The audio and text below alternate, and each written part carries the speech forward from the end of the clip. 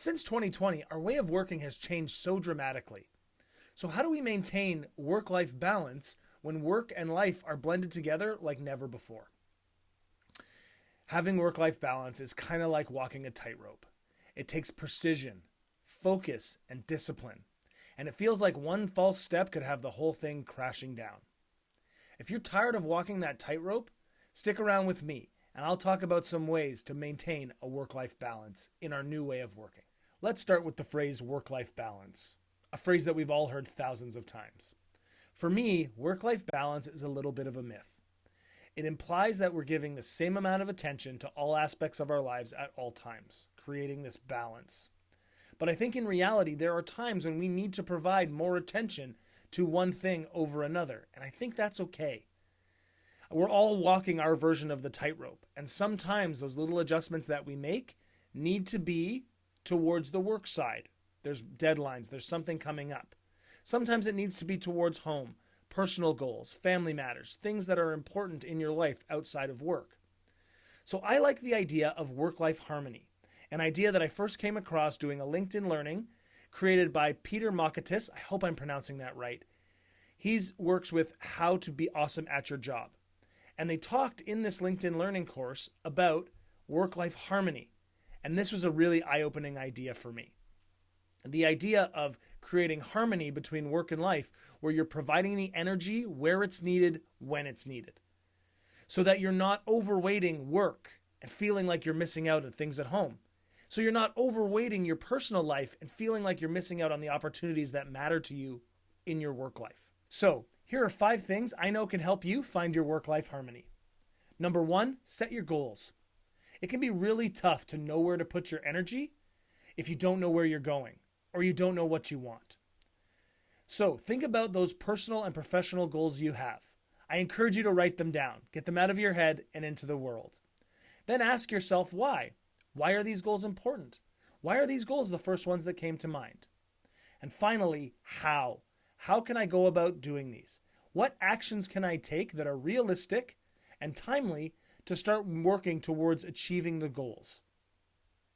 Goal setting matters, and knowing where you want to go will help you decide when your energy is needed at home and when your energy is needed at work. Number 2, set your schedule. Like I mentioned off the top, work and life have intertwined like we've never seen before. Work comes home and home goes to work thanks to hybrid environments, thanks to work from home environments, remote jobs. All of these things factor into blurring the lines between when you're working and when you're not.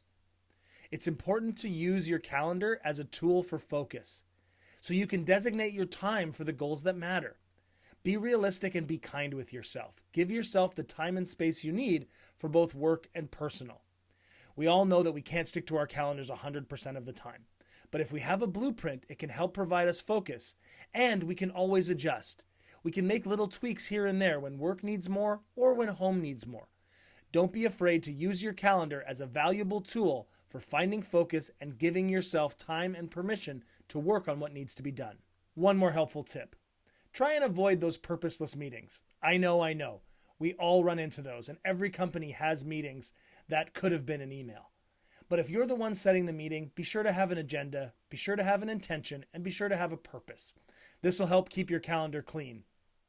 Number 3, set your boundaries. This one can be tough, and it requires discipline. But if you've taken the time to discover and set your goals, put together a schedule that helps you achieve them, it's important that you make your boundaries known and that you're comfortable saying no when it's important. Think about setting definitive work hours and logging off when those hours are done. Avoid answering emails or non-urgent communications outside of your definitive work hours. On the flip side, when you're working, be present. Work with purpose and try and avoid distractions like social media or non-urgent messages. This will help you stay focused and dialed in on the task you need to complete. Of course, these are challenging and we can slip one way or the other. But if we set our boundaries and strive to achieve them, it'll help us stay focused on where our energy is needed, whether that's at home or at work. To help protect your time, consider using the Do Not Disturb function on your phone or computer. This will keep non-urgent notifications off your home screen and help you stay focused on whatever it is, professional or personal. Number 4, set up your space. The space with which you work should be a spot where you can focus, a place where you can get work done and you can bury yourself in what you need to do.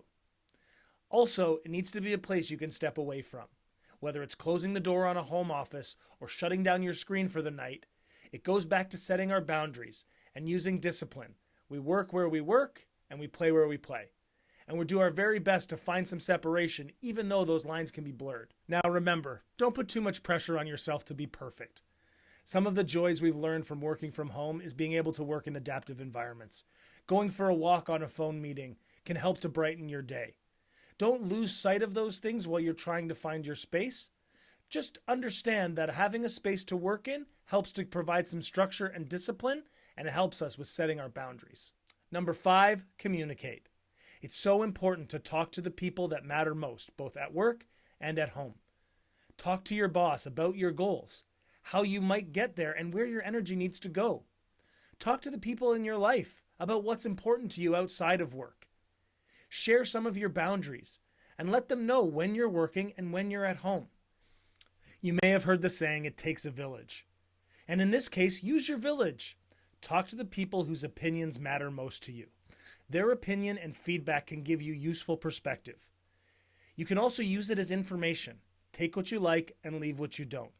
All of this is valuable and communication matters. So in closing, if you set your goals, set your schedule, set your boundaries, set up your space, and communicate, you can step down off that tightrope and start walking the path towards achieving your goals and achieving your work-life harmony. If you like this video, please click like and subscribe to see my upcoming videos. If you want to continue this conversation, connect with me on LinkedIn. I'd love to chat with you about coaching, leadership, and any number of other things. For more information about me and how I might be able to help you go from promotion to purpose, check out wellbeingsperformance.com for videos, articles, and so much more. Thanks for watching and see you next time.